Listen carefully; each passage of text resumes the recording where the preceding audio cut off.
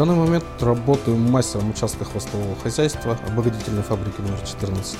И работаю с ноября прошлого года. В мои обязанности входит работа с людьми, работа с оборудованием, с насосной станцией, то есть смотреть за работоспособностью, расписывать людей, выдавать наряд задания, следить за работой людей, как они выполняют данный наряд задания, монтировать трубопроводы, то есть пульповоды, водоводы, следить за состоянием сооружений.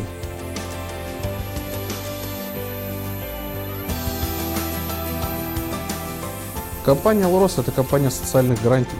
И работать в такой большой компании — это довольно-таки престижно и стабильно.